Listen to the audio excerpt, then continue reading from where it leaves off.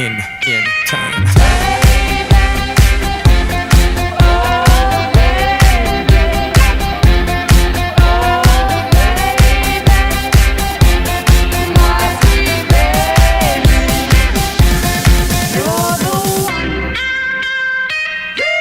Miami equals.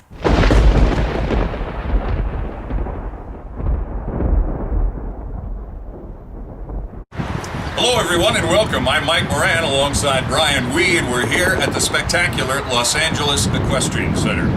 We're going to take a look at a very special event. It's the Meter 20 Table 2 Section 2C Windfall Jumper Stake that took place a couple of weeks ago. And it's going to feature a nice young rider who's up to a very, very difficult test. And there's something more at stake here than you might imagine.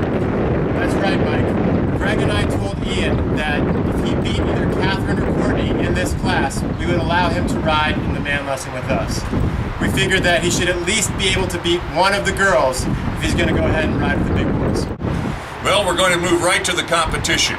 And it's going to be a split screen footage that you're going to see. You'll see both Catherine and Ian go head to head. And the jump off will start right after they finish the combination on the outside. Okay, they're heading down the last line now of the first round. Both of them have been clear so far, and the jump-off starts now. They are in the jump-off. Well, we can see that Ian's off to an early lead. Catherine just a bit behind him. Now, both seem to be riding pretty well, but Ian just pulling slightly ahead at this point. That's right. Ian made that first inside turn, and he's been smooth ever since. Looks like Catherine has been just slightly behind, maybe 1-2 seconds behind him as they come. Jump the coop clear.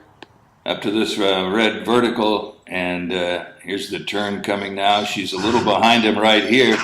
And Ian looking left, but his horse didn't get the memo on that. That's going to be very costly. Time ticking away as Catherine moves up and jumps the last fence. Ian ends up a little behind based on that turn.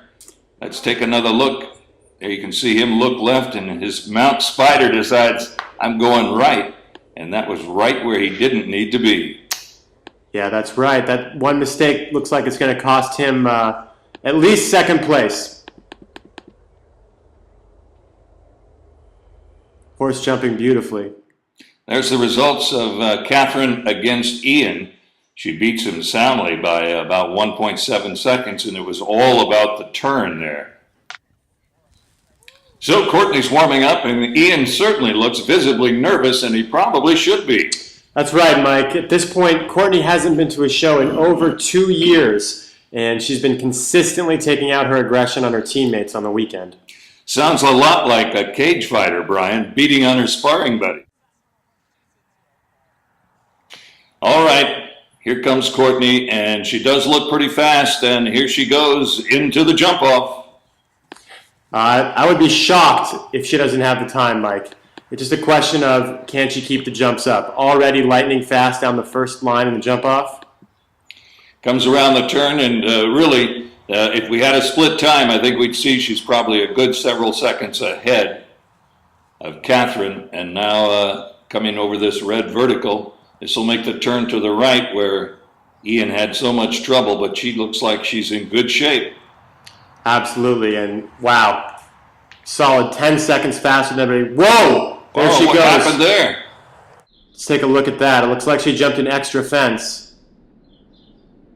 She does. She jumps the X, and that looks to me, Brian, like an invitation to the man lesson.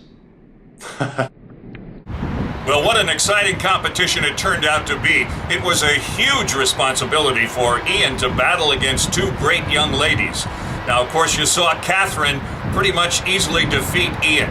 And then, in the finale, Courtney against Ian, and she was smoking him way ahead of Ian. And then all of a sudden, what happens? She jumps an extra fence, and Ian emerges as being able to, almost by default, if you will, beat Courtney.